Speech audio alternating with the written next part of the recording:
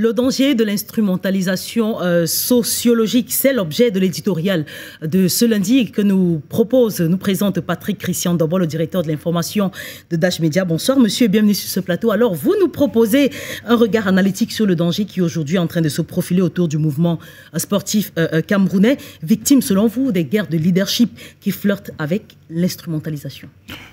Eh bien, bonsoir Madame Gab, bonsoir à nos téléspectateurs. Effectivement, d'ailleurs, le reportage qui vient de passer a quelque peu planté le décor. Et nous avons choisi, dans le regard analytique de ce soir, de nous tourner vers cette question. C'est-à-dire que plus que le mouvement sportif, il y a le danger. Le danger qui peut transparaître dans des dérives, qu'elles soient verbales ou en actes, dans un contexte où les sensibilités sont des plus relevées dans notre pays. Et donc nous avons choisi pour ces regards analytiques ce soir de porter effectivement notre attention sur le cas spécifique du volleyball comme prétexte pour voir à quel niveau nous nous situons en matière de danger, non seulement pour le mouvement sportif, mais pour la cohésion nationale. Alors justement, on a l'impression que le sport camerounais, qui habituellement est source de fierté nationale, malheureusement aujourd'hui, il semble traverser une zone de turbulence, notamment au sein de certaines fédérations. Oui, écoutez, on parlait peut-être dans le reportage de Serge Essi de la question du volleyball. On a vu des cas, des diatribes d'ailleurs, avec des passions énormissimes autour de la Fédération camerounaise de volleyball. Et on vous dirait peut-être que le football déchaîne des passions, mais ce qui se vit de ce côté-là, on l'a vécu quelque peu avec la Fédération camerounaise de boxe aussi, dans une moindre mesure le rugby, ça n'était pas très loin avec le karaté. En tout cas, il y a des fédérations comme ça qui sont en train de vivre pratiquement les mêmes situations. Et donc, cela, effectivement, nous permet de voir, de regarder une espèce de crise de gouvernance très profonde dans plusieurs fédérations sportives, vous l'avez dit. Le nœud du problème réside souvent dans la fin de mandat de certains présidents, une fin de mandat qui se heurte à une volonté peut-être légale, légitime même, du ministère de tutelle de renouveler l'exécutif, mais de quelle manière, avec quelle forme?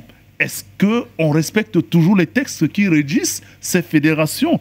Et donc, au-delà de la volonté de renouveler, on peut ressentir une volonté de contrôler l'exécutif de ces fédérations par le ministère des Sports. On se retrouve donc dans une logique de bras de fer institutionnel où les enjeux de pouvoir prennent le pas sur l'intérieur supérieur de ces fédérations, du sport et des athlètes. C'est une situation qui, on peut l'imaginer, fragilise la structure sportive de ces fédérations et impacte même à la fois la préparation et les résultats de certaines sélections nationales dans ces différents domaines.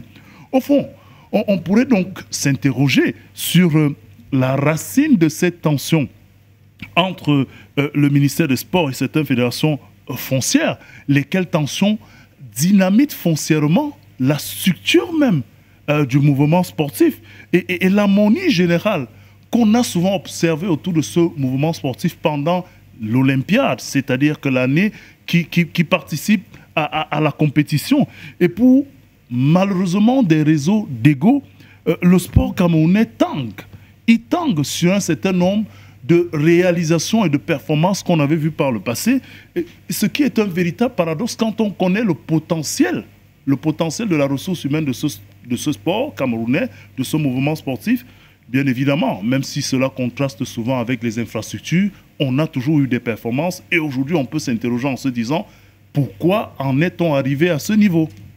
Et justement, parmi ces situations générales, il y a le cas précis de la Fédération camerounaise de volley qui se passe de tout commentaire. Écoutez, je n'ai pas besoin de revenir sur le reportage qui a été servi tout à l'heure, cet excellent reportage de Serge Essi avec la collaboration de Jires Ngepchua. Le Kousi Sanders. Le Kousi Sanders, autant pour moi, tout ça c'est la machine sportive de Dash. Le problème semble à la fois complexe, mais simple.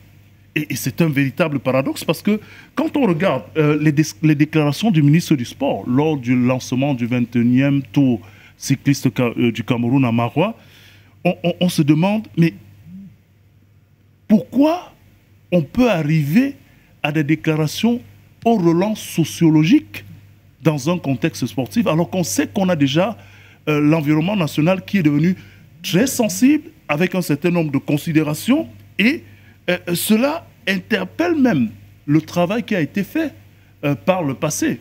Ce qu'il faut reconnaître, et ça il faut le reconnaître de manière assez véritable, l'équipe de Serge Abouem, qui est une fraction, en tout cas l'ancienne équipe, qui continue à garder son mandat à travers l'Assemblée générale. Vous l'avez rappelé d'ailleurs, il y a eu une décision de justice par le tribunal de grande instance de Yaoundé qui a déclaré, ce n'est pas nous qui le disons, que la fédération dirigée par Bello Bourdan, soutenue par le ministère du Sport, n'existe pas. Ce n'est pas nous qui le disons, c'est une décision de justice. Et on sait très bien que le ministre des Sports est un éminent juriste. Il y a quand même des questions. Quand on voit les mécanismes qui ont conduit aux victoires consécutives, par exemple de l'équipe nationale féminine au championnat d'Afrique sur 3 années, et puis qu'on déplore que le championnat organisé en 2023, par rapport à toutes ces diatribes, ces divergences-là, n'ont pas permis à ces Lions-là de dépasser le cap des demi-finales, alors qu'elles ont dompté pendant 3 éditions consécutives l'ogre kenyan et n'ont pas pu le faire à domicile. Conséquence de ces divergences, on se demande pourquoi est-ce qu'on en arrive à balayer d'un revers de la main tout ce qui a été construit par cette équipe de Serge Abouem. On a vu une espèce de vision, les partenaires, les performances, l'accompagnement des jeunes générations, le renouvellement même. Et donc, on est dans cet océan de conflits en train de s'interroger sur ce qui ne va pas entre le déni, le refus du respect des décisions de justice, parce qu'il y a eu quand même une bataille judiciaire de longue haleine, et maintenant, la mise en exergue des relents sociologiques. On est presque en train de se retrouver sur un champ très sensible lorsqu'on sait la diversité et l'attachement que certains ont sur ces considérations, avec des manipulations de plus en plus présentes dans l'espace public, et c'est dangereux de le voir au niveau institutionnel. Alors, je vais un peu parler de l'unité nationale pour la dernière question avant de vous laisser partir. Vous avez dit, il y a juste quelques instants, vous avez parlé des propos au relent sociologique qui, incontestablement, sont ici un risque qui transcende le domaine du sport pour mettre en péril probablement la cohésion sociale. Oui, et ça c'est le moins ce que l'on puisse dire. Et c'est pour cela qu'on peut s'inquiéter, que nous avons d'ailleurs choisi, parce que cela touche la sensibilité et la ligne rouge à ne pas franchir. Le voir ainsi, voir cette ligne rouge être franchie par, je veux dire, un commis de l'État et un éminent juriste, dans un contexte où on sait qu'autant sur le plan politique que sur le plan sociologique, il y a aujourd'hui au Cameroun une certaine sensibilité par rapport à un type de déclaration. D'où vient-il qu'on puisse apporter des propos comme cela au lancement d'un tour cycliste sur la question d'une fédération qui fait débat, en voulant donner une identité dans la direction et le management d'une fédération à un fils, certes du Cameroun, mais qui n'a pas besoin de ça. Et le faire, c'est franchir une ligne rouge, nous l'avons dit, et c'est un grand danger pour notre harmonie. Pourquoi voudrait-on qu'on ait aussi des réponses qui viennent du camp Abouem, avec une certaine appartenance sociologique, avec un certain nombre de déclarations? Où est-ce qu'on ira finalement si de part et d'autre, chacun va désigner son appartenance, est-ce qu'on a besoin de ramener les conflits, et les appartenances identitaires dans un conflit sportif qui, plus, peut amener à désintégrer un mouvement sportif, une fédération comme celle-là qui nous a servi des lauriers pendant un certain nombre de temps par rapport à un certain nombre d'organisations? Oui, il peut y avoir des divergences au niveau de l'approche, au niveau de qui veut diriger la fédération, mais cette fédération a des textes, et le ministère de tutelle est surtout là pour que les textes de la fédération soient respectés. Et même quand il y a des divergences de point de vue, il ne faut pas franchir la ligne rouge avec des conflits identitaires qui se retrouvent sur le terrain du sport. Le sport au Cameroun a souvent été une plateforme de rassemblement, de convergence. Oui. Cela a souvent été l'espace qui nous permet de taire nos différences pour nous retrouver dans la joie, l'harmonie des performances que les vaillants Camerounais ont souvent apportées au pays. Il ne faut pas déstructurer cette harmonie. Il ne faut pas que cela vienne par le haut.